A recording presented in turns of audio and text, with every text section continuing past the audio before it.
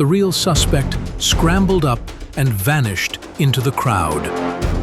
But when the police arrived moments later, they saw only Issa on the ground, confused and wide-eyed. He didn't run, he didn't speak, he just froze.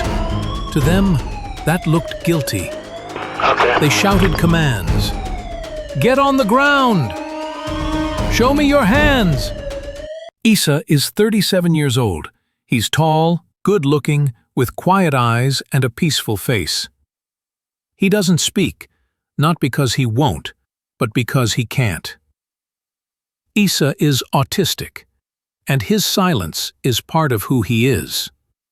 But those who know him best say he's one of the gentlest souls they've ever met. Issa was born in Amman, Jordan. His mother was Jordanian, a woman of deep Christian faith and resilience. His father, a born-again Christian American, was working overseas when they met. Issa was their only son, and from the start they knew he was different. Delayed speech, sensitive to loud sounds, a unique way of seeing the world. But he smiled, he laughed, and he loved music. His parents loved him fiercely. At age 7, Issa and his family moved permanently to the United States. His father filed all the right paperwork, and Issa was issued a U.S. passport. He became a citizen through his father. His entire life from that point forward was in America. The schools that struggled to understand him, the local parks where he walked daily, the group homes that cared for him with quiet kindness. America was his home. He never went back to Jordan. Not once. Not for a visit. He couldn't remember much of it anyway. Just flashes of childhood, smells of spices in the air, and his grandmother's voice. But one day, that life came crashing down. Issa was spending the afternoon with his mother at the mall. It was one of their small routines. She liked to walk with him, arm in arm, pointing out decorations or small things that made him smile. Issa didn't speak, but he listened closely. He always felt safest when she was near. That day, she stopped to use the restroom. She asked him to sit on a bench just outside the entrance, where he always waited patiently. Issa nodded as he often did and sat quietly, hands folded, rocking gently in rhythm with the sounds of the mall. But in the span of those few minutes, everything changed. A man was running, fast. Shouts echoed behind him. Security guards chased close behind. The man rounded a corner and crashed into Issa, who had just stood up, startled by the noise. They both fell to the floor. The real suspect scrambled up and vanished into the crowd. But when the police arrived moments later, they saw only Issa on the ground, confused and wide-eyed. He didn't run, he didn't speak, he just froze. To them, that looked guilty. They shouted commands. "Get on the ground! Show me your hands!" But Issa didn't respond, not because he refused. He simply didn't process it. The noise, the lights, the tension, it overwhelmed him. He shut down. They tackled him. When Issa's mother stepped out of the restroom, the bench where she had left her son just minutes earlier was empty. At first, she wasn't alarmed.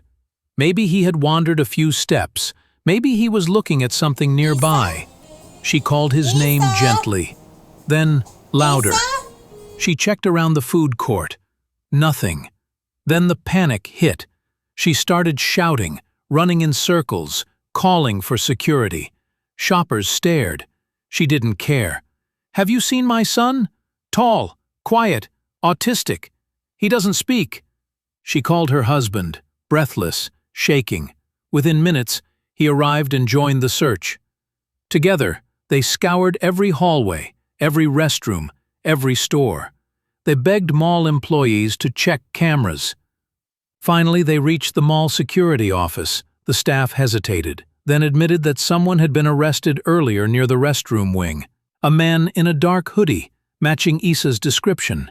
But they weren't sure. The police had taken him hours ago. "Arrested?" his mother gasped.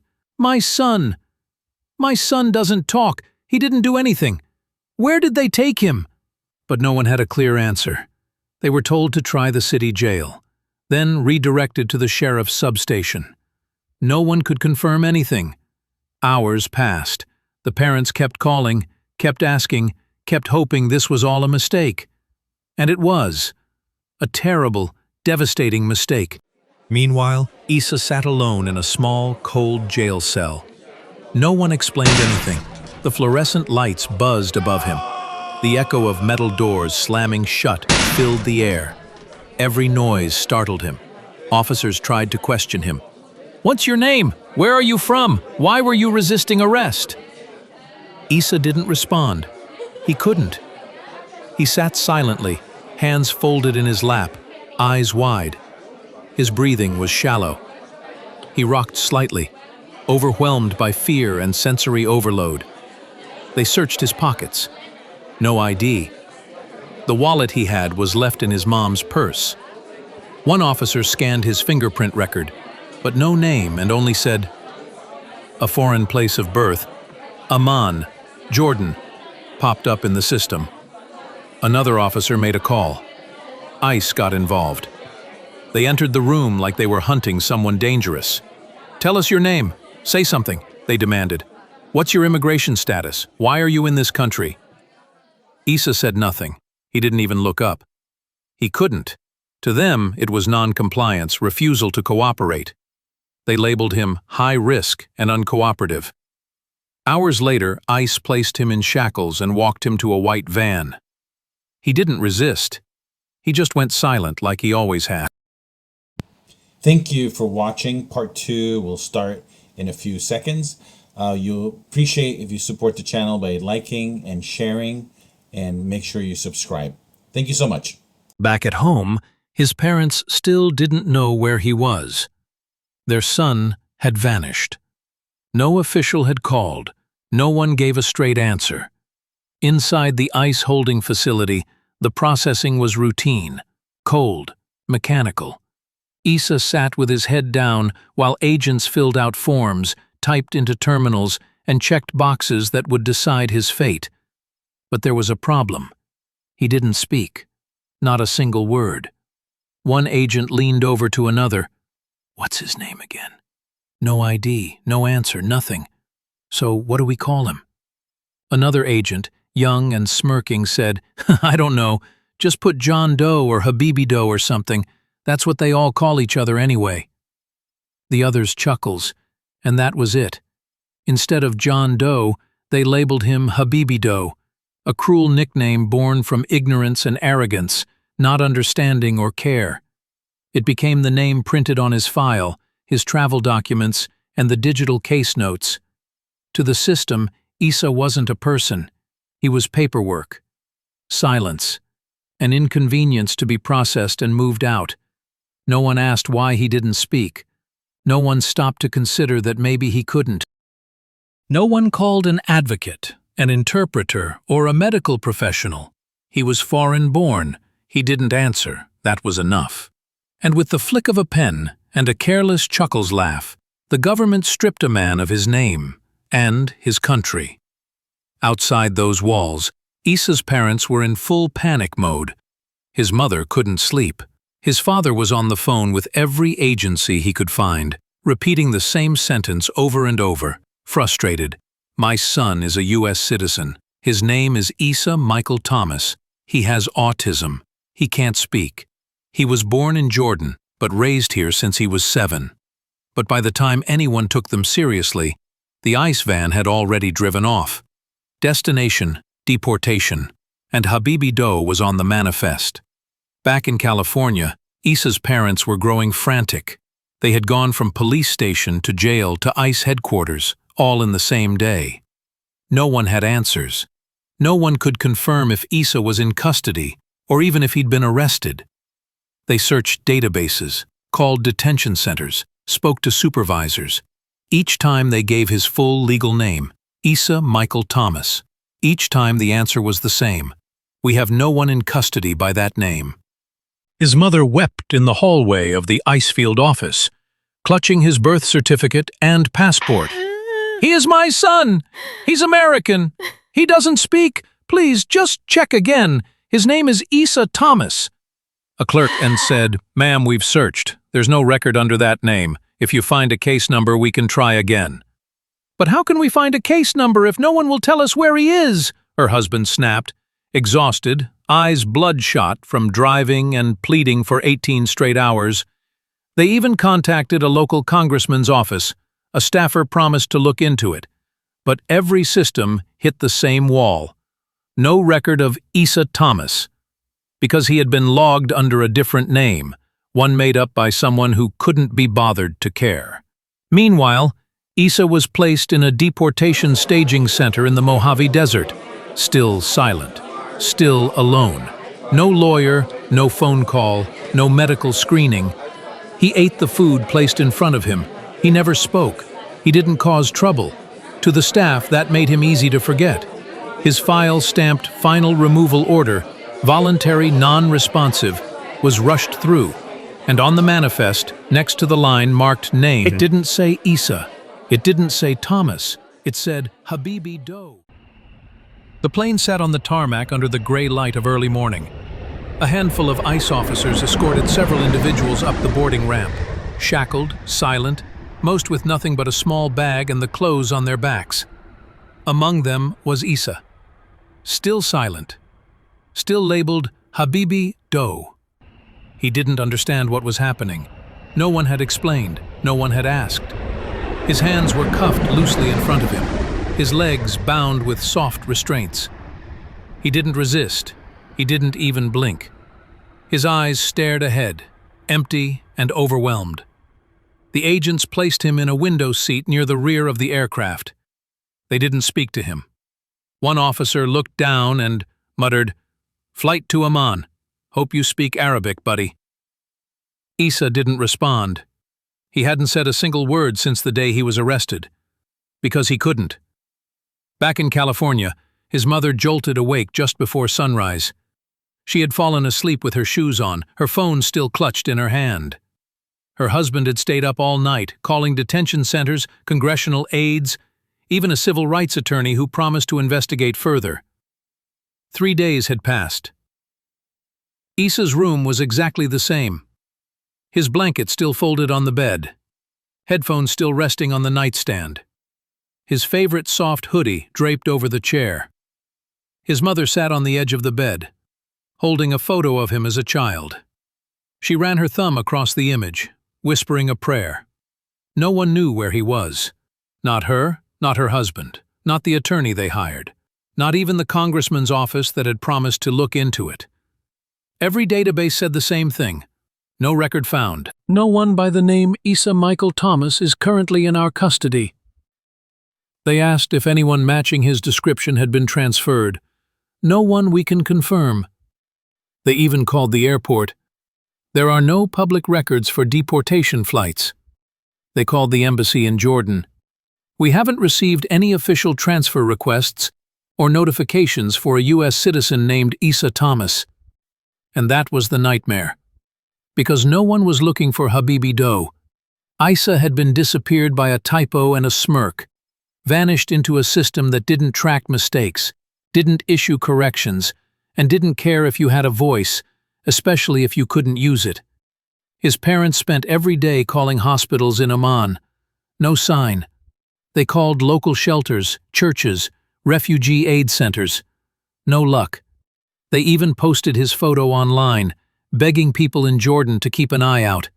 "He doesn't speak. He may be scared. Please help." The post went viral in small corners of the internet, but still, nothing. The world had moved on. But for Issa's parents, every hour was agony. Every knock on the door might be news. Every phone ring might be a lead. Every moment without him was torture.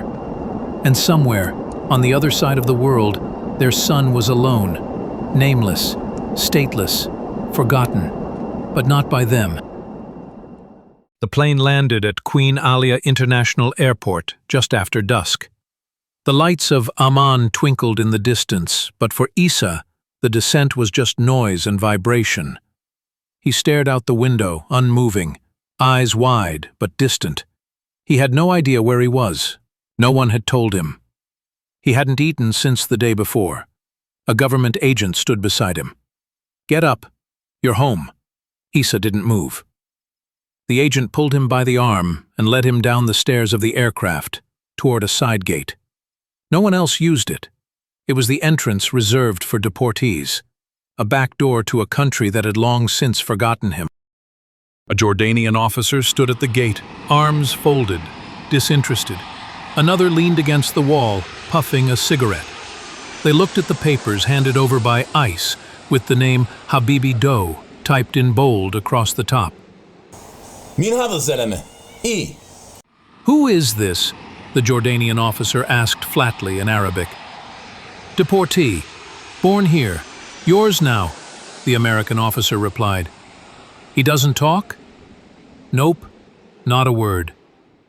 The Jordanian officer waved him off. "Throw him out. I'm not babysitting another mute." With a shrug, the agents walked Issa to the outer gate, uncuffed him, and pushed him through the metal detector. No one explained anything. No welcome, no help, no file transfer, no handoff to social services, just a quiet shove through a steel door. And then they left. Issa stood on the curb of a foreign airport, alone. No luggage, no wallet, no phone, no name anyone recognized. The warm night air carried the smells of dust, exhaust, and street food, but nothing familiar. People hurried past him. Taxi drivers shouted offers to travelers. Children pulled their parents' hands. Airport guards barked at loiterers to move along. And Issa stood still, like a forgotten suitcase. No one helped. No one stopped. No one cared. He sat on the sidewalk as the sky grew dark. His hands shook. His legs curled up to his chest. He rocked gently, humming the same soft tone he used to sing when anxious. A tune only his mother recognized. He didn't know where to go. He didn't even know where he was. It was nearly 10 p.m. when Ahmed pulled his taxi up to the far corner of the airport lot. He had been driving since morning. Long hours, bad tips, and aching legs. But he needed the extra cash. His youngest daughter had outgrown her shoes again, and school started in 2 weeks. As he leaned against the side of his cab, sipping tea from a worn thermos, he noticed something unusual in the shadows near the terminal wall. A man, alone, sitting cross-legged on the pavement, still. Ahmed, squinted. The man wasn't panhandling. He wasn't moving. He wasn't sleeping. He was just there. Ahmed approached slowly, his instincts both cautious and curious. "Salam alaikum," he said gently. No answer. The man, Issa, looked up at him with wide eyes, but didn't speak. He rocked slightly, his hands balled into fists in his lap. Ahmed crouched down, thoughtful. "You okay, brother?" he asked in Arabic. "Are you lost? Do you need help?" Still nothing. He tried again in English, concerned. "You need ride? You hungry?" Issa didn't respond, but his eyes welled with something. Not fear, not hope, but deep confusion. That's when Ahmed noticed. No luggage, no phone, no documents, and no shoes. Just a worn pair of socks, covered in airport dust. Ahmed stood up, glanced around, then made a decision. He opened his passenger door and motioned gently, softly. "Come. Just sit. No charge. Safe."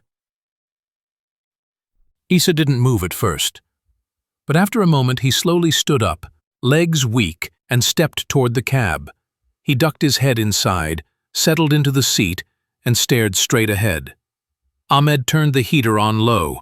The night air had a chill, and drove off slowly. He didn't know who this man was, but something in his heart told him, This man doesn't belong on the street. This man needs someone to care. And so, he drove. Not to a hotel, not to a shelter, but to his own home. As Ahmed drove through the quiet streets of Amman, he kept glancing at the silent man in his passenger seat. There was something hauntingly familiar about him. The shape of his face, the stillness in his eyes, the way he sat, tense, but not threatening, lost, but not angry. It hit Ahmed like a soft blow to the chest. He looked just like his younger brother, Samir. Samir had passed away 15 years earlier, after a long illness. He had been quiet, too, gentle. He rarely spoke, even before the sickness took over. But he had a smile that could light up a room when he let it through. Ahmed felt his throat tighten. He hadn't thought about Samir in years.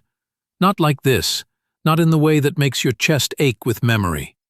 He took a deep breath and whispered, more to himself than to Issa, "Ya Allah, it's like you sent me my brother back tonight." Issa didn't answer. But in that moment, under the soft light of the dashboard, Ahmed saw something flicker in his eyes.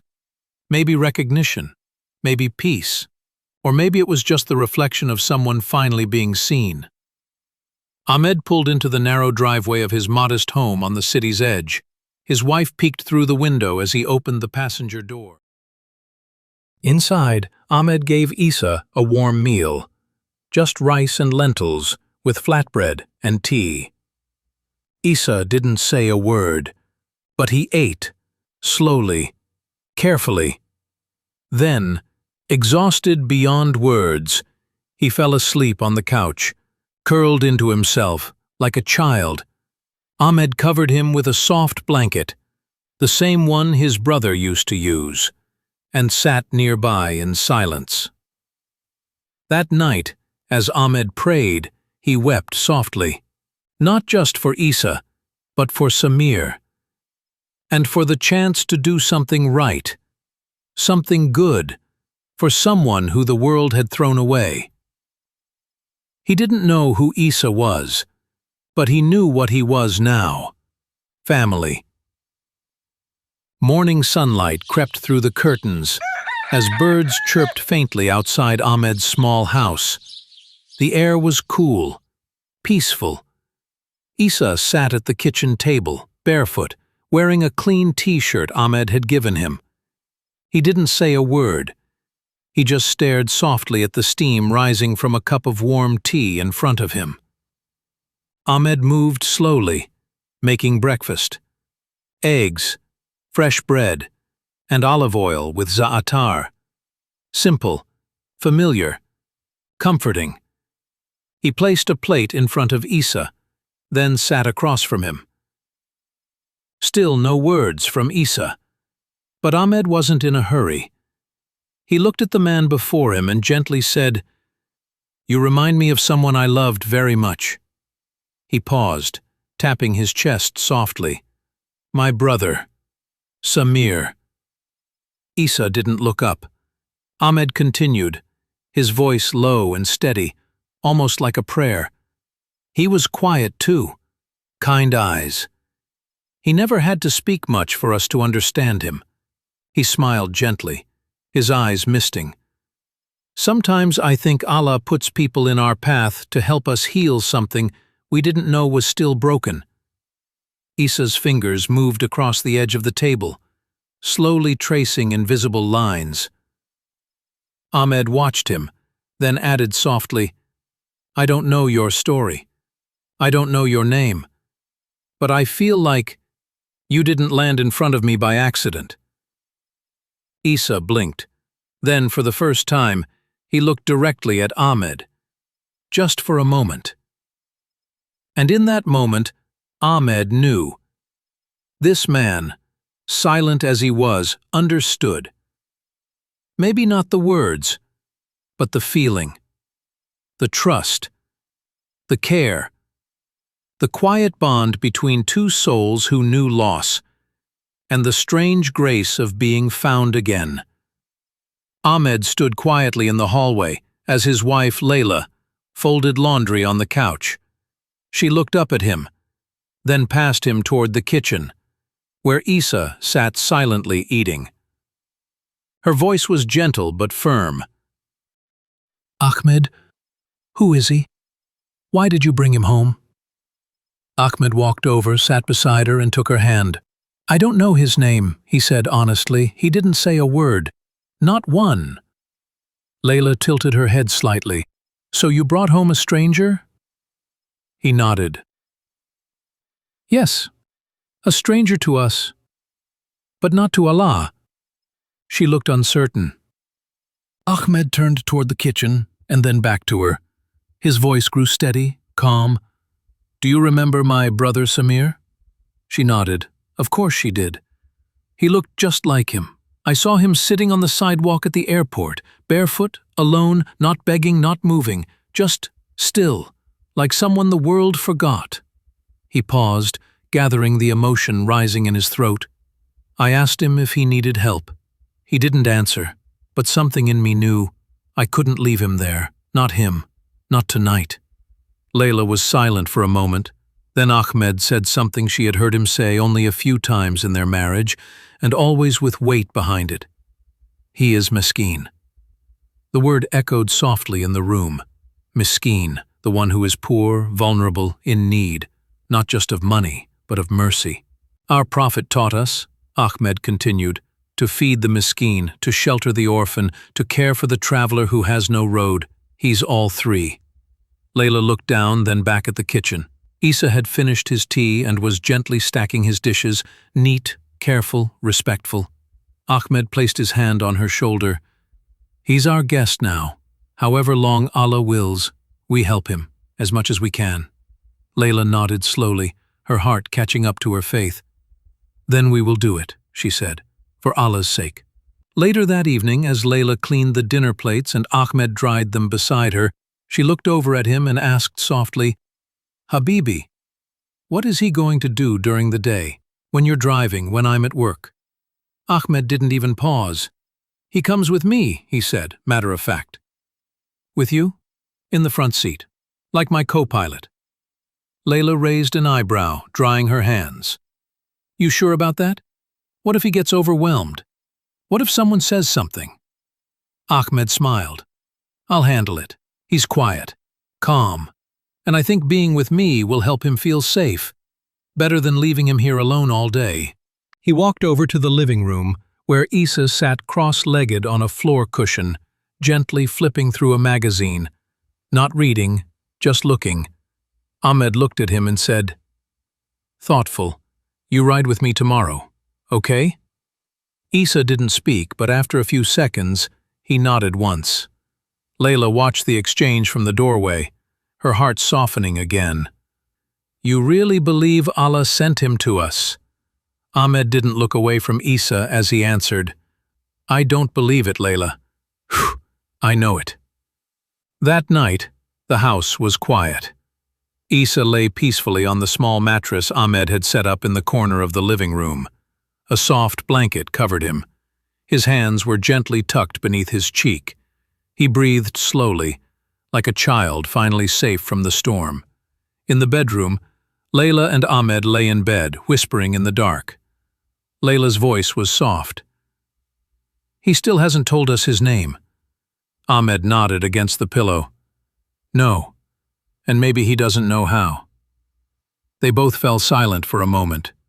Then Layla whispered, "We can't keep calling him he forever."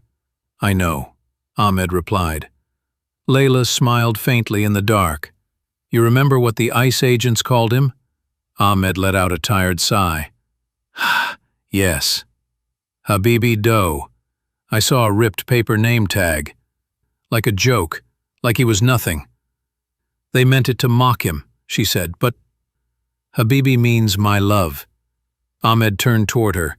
Layla continued, "Maybe that's what he needs most. Not a full name, not a government file, just love." They lay in silence again, the weight of the moment washing over them. Then Ahmed whispered, almost to himself, "Habibi, it suits him." Layla smiled, her eyes already closing. "Then that's who he is, until Allah gives us more." In the other room, the man once known to ICE as Habibi Doe slept soundly, unaware that, in this home, his name had just been redeemed. Not as a number, not as a case file, not as a problem, but as Habibi, the beloved.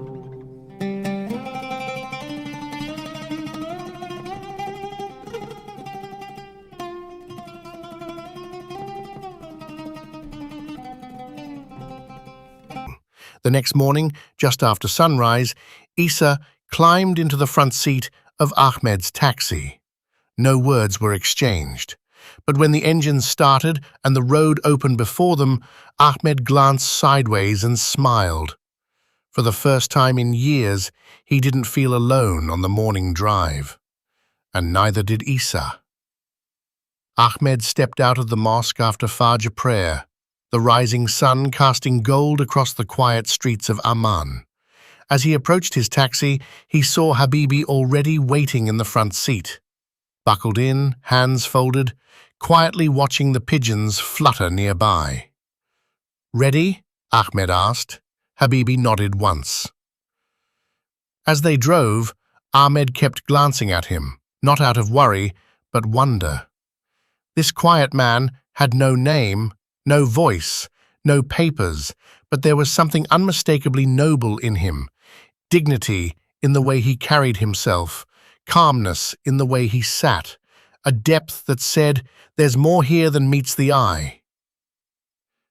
That afternoon, during their lunch break, they parked beneath a tree overlooking the old hills outside the city. Ahmed passed Habibi a sandwich and a bottle of water. Then he asked softly, "Where are you from?" He didn't expect an answer, but for the first time, Habibi pointed. Not at the sandwich, not at the taxi, but at himself. Then slowly, he used both hands to draw the shape of a cross over his chest. Ahmed blinked, surprised. Not offended, just surprised. "You're Christian?" he asked. Habibi nodded. Ahmed nodded back, slowly, respectfully. "Alhamdulillah, that explains a few things." Then he smiled gently. "My brother Samir had a Christian friend growing up. They used to read each other's books. One day he came home and said, 'The Christians pray with their eyes open.' I told him, maybe they just want to keep an eye on God in case he walks by." Habibi smiled faintly, the first real smile since Ahmed had met him. Ahmed laughed. Not loud, just enough to feel the warmth. "No matter how we pray," he said, "the important thing is we believe there's someone listening." And in that moment, one Christian, one Muslim, one taxi in the middle of a desert hill, two strangers became family, not because of religion, but because of compassion. Days passed. Ahmed and Habibi fell into a quiet rhythm. Each morning they rose early, prayed in their own ways, then drove through the winding streets of Amman, picking up passengers, dropping off schoolchildren, delivering groceries, offering rides to the old and tired. Habibi never spoke, never wrote, never told Ahmed where he was from, who he was, or what had happened. He didn't show fear, but he didn't show trust either, just presence. Quiet, still, breathing presence. One afternoon, as they sat eating falafel under a patch of shade, Ahmed tried again. He wasn't pushing, just hoping. "Your name," he said, gently tapping his own chest.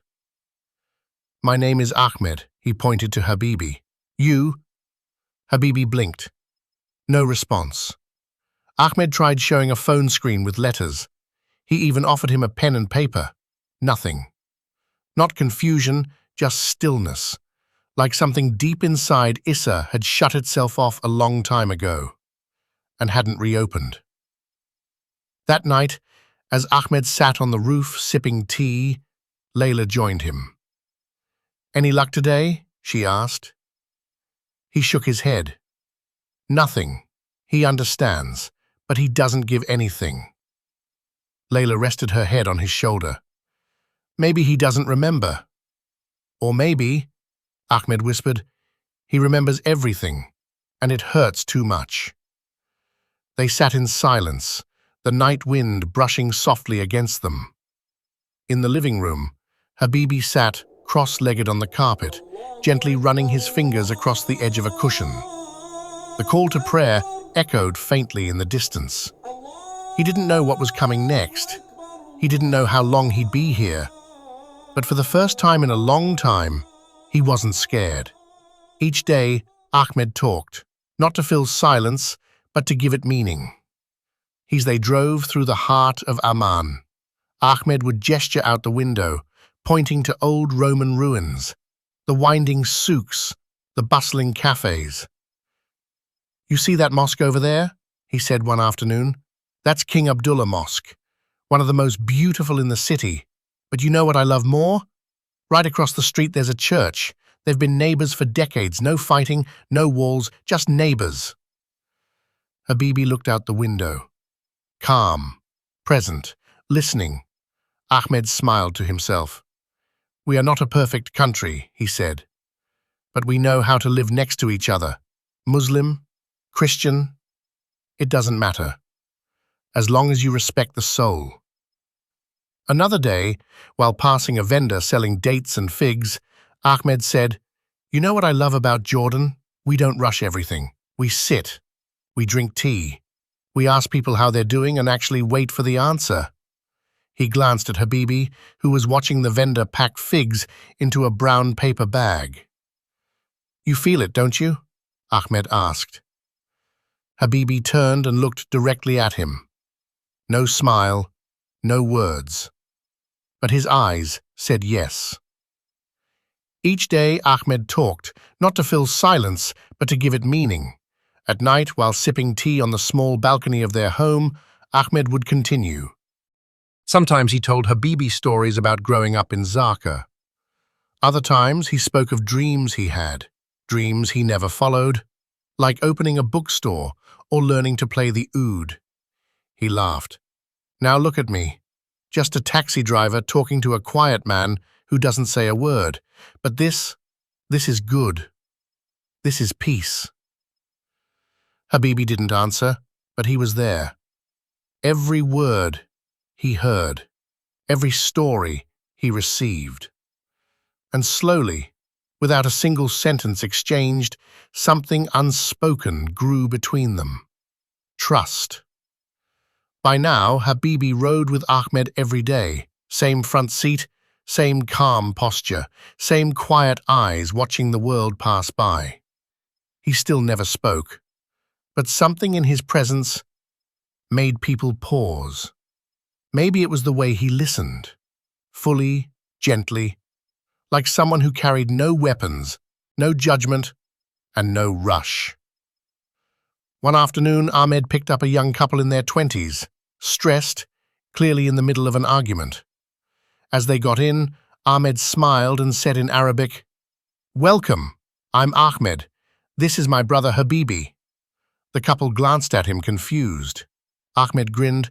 "Don't be shy. You can talk freely in this cab. Habibi is the best listener in Amman. You can tell him anything. He won't judge. He won't interrupt. He'll just sit with you in it." The couple chuckled, and tension slowly melted as the ride went on. By the time they were dropped off, they were holding hands again. Another day, an older woman got in the back seat, sighing with exhaustion. Ahmed greeted her the same way. "This is my brother Habibi. You know, if you need to vent, go ahead. He's heard everything from politics to heartbreak, and he keeps every secret."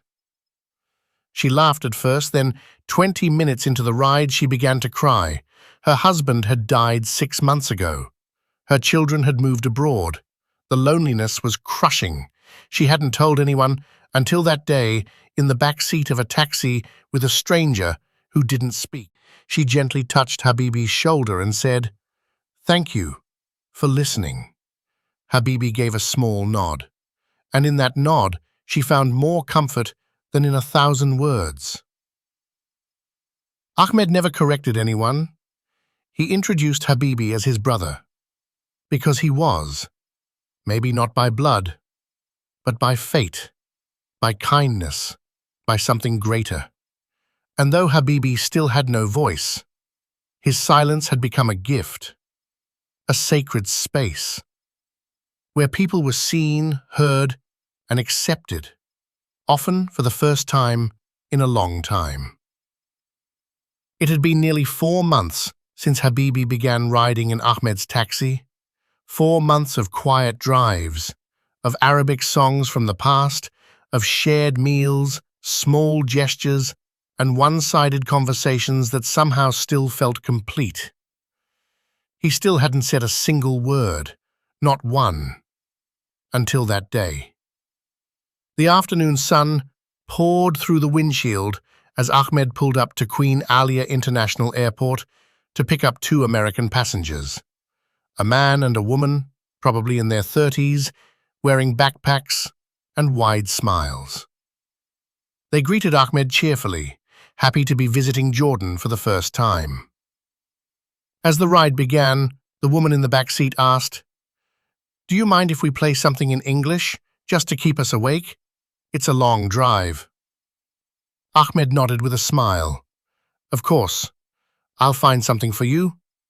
He switched the station from his usual mix of Fairuz and Arabic classics to a local frequency that played Western hits.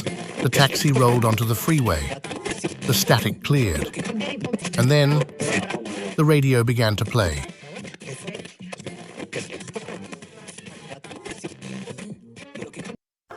Bruno Mars. A simple love song from the 2010s. A song that had played on radios, weddings, and school dances across the country for years. Ahmed didn't think much of it.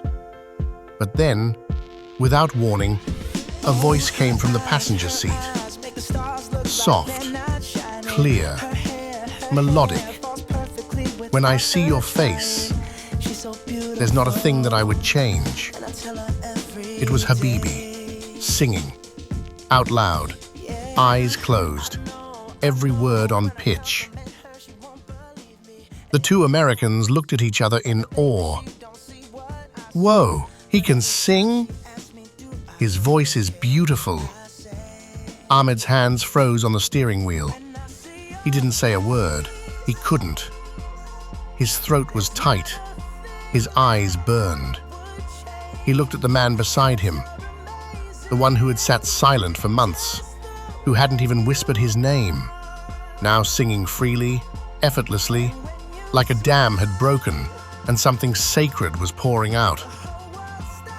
"Habibi," he said quietly, barely able to speak. You spoke." Habibi opened his eyes, looked at him, and smiled. A real smile, full of light, full of peace. And in that moment, Ahmed no longer saw a stranger. He saw the return of a soul. Not a ghost of someone lost, but the beginning of someone coming back. The road to the resort was long and winding, and after Habibi's voice filled the cab, the rest of a drive was wrapped in silence. But not the usual kind. This silence glowed.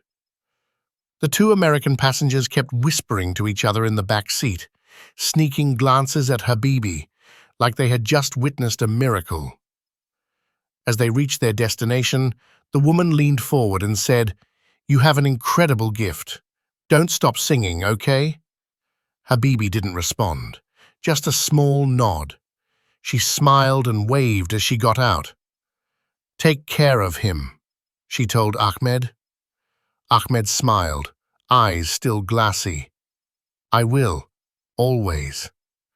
As the taxi pulled away from the drop-off, the golden hour sun spilled across the dashboard.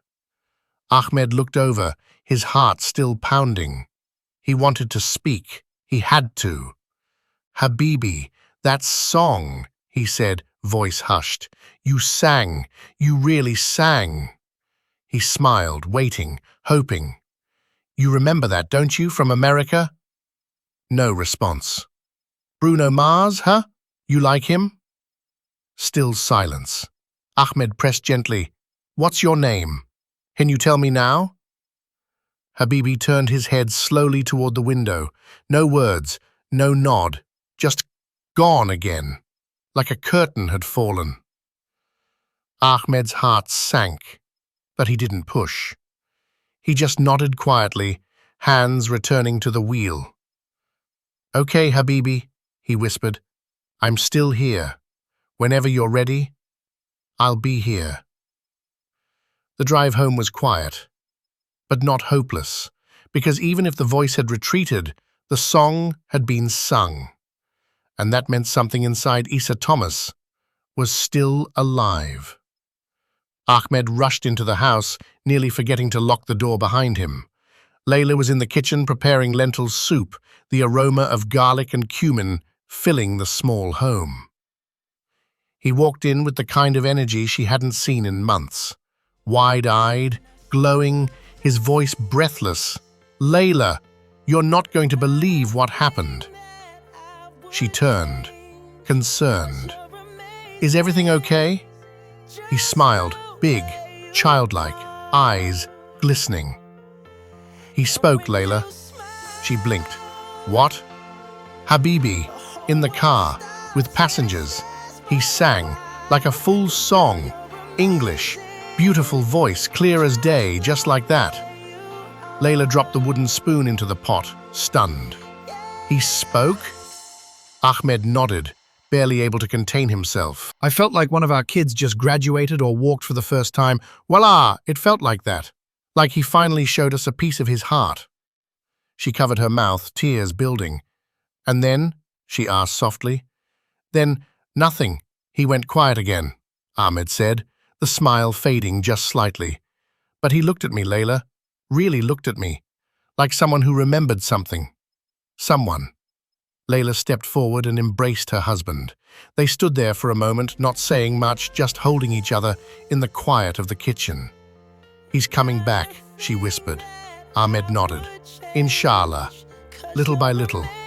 And in the other room, Habibi sat quietly by the window, looking out at the dark Jordanian sky.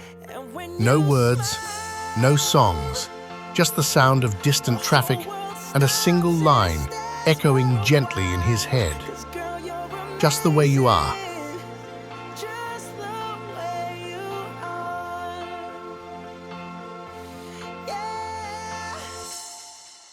It was another long day of driving. Ahmed had picked up a pair of passengers from Beirut.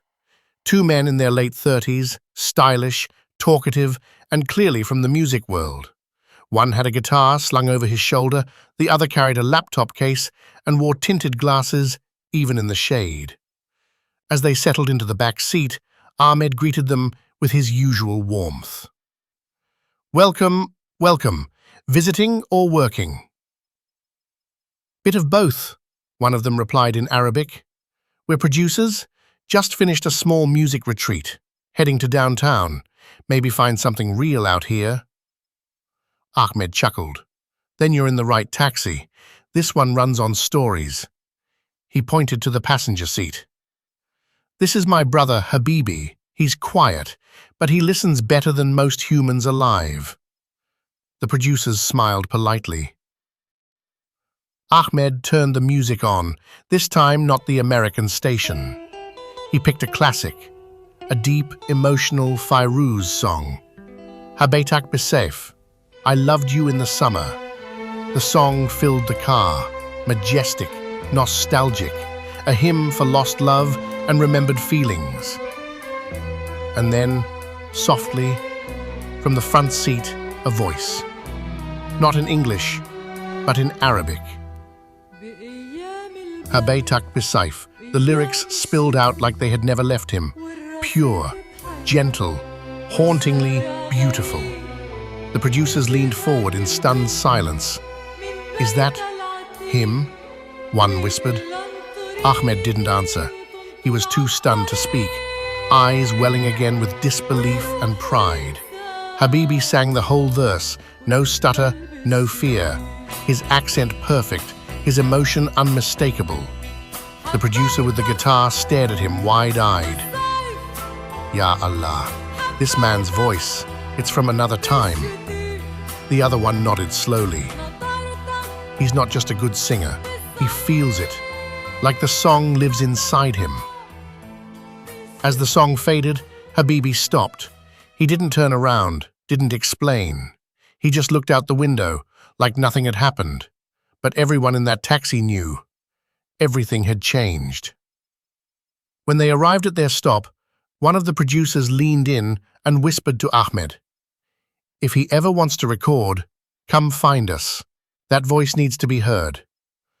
Ahmed nodded slowly. "Inshallah, when he's ready." As they drove away, Ahmed looked over. "Habibi," he said softly, "that song, where did you learn it?" Habibi didn't answer, but he smiled.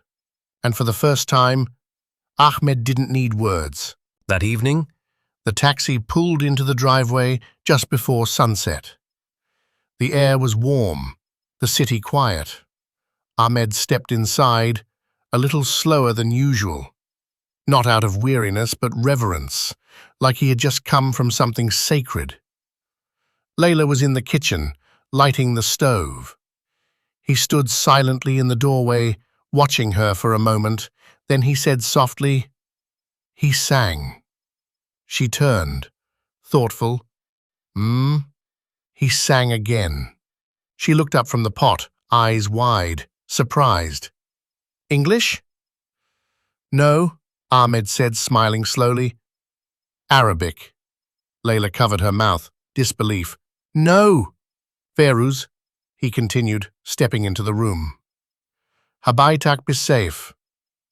From the front seat. Every word. Like he's known it his whole life. Layla's eyes filled. Softly, what happened? Ahmed pulled out a chair and sat down, still stunned. Two music producers from Beirut in the back seat. One of them had a guitar. I turned on the song, and Habibi just joined in, like it wasn't even strange. He shook his head, still amazed. They couldn't believe it. One of them said his voice didn't just sing the notes. It carried the whole feeling, like the song lived in him. Layla sat across from him, tears in her eyes. "And after?" she asked. "Nothing." He stopped, looked out the window like always. Layla smiled softly. "Whisper Subhanallah, he's slowly remembering who he is." Ahmed nodded. "I think the songs are unlocking him. Not just memories, but identity. And not the American side. The side he left behind." Layla reached across the table and took his hand. "Softly, what do we do next?" she asked.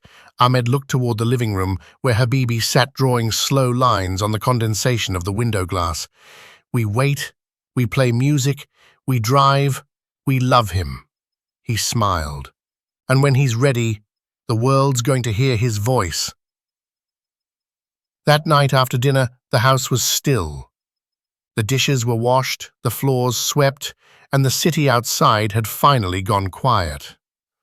Layla stood at the doorway to the living room, watching Habibi as he sat on the floor, gently flipping through an old Arabic magazine. He wasn't really reading, just tracing the photos, absorbing color and light like memories. She walked in slowly and sat near him. Close, but not too close, careful not to break the fragile trust they had built. Softly, "Ahmed told me you sang today," she said softly. No response. No response. "I wish I had heard it." Layla smiled faintly. "He said your voice was like prayer, not just sound, but soul." Habibi blinked, but didn't look up. She reached for her phone and pulled up the song Habaytak Bisayf, the same Feiruz track from the taxi. The notes rose into the quiet room like incense. She let it play for a few seconds, then paused it. Gently she asked, "Would you sing for me?" Nothing. Just the hum of the fan and the quiet ticking of the kitchen clock. Layla nodded to herself and began to stand. But just as she rose, she heard it. Faint, almost breathless, singing softly, Habaytak Bisayf. Her heart skipped. She turned, and there he was, still facing the window, still sitting cross-legged, but singing. Soft, shy, fragile, like a candle flame in the wind. Layla sank to the floor again, hands over her mouth, tears falling freely, not just because the voice was beautiful, but because this was more than music. This was trust. This was healing. This was Issa, speaking not with words, but with the truth of his soul. When the song ended, he stopped, and silence returned. But this time, it wasn't empty. It was full of presence, of grace, of something sacred. Layla wiped her tears. Shukran, Habibi,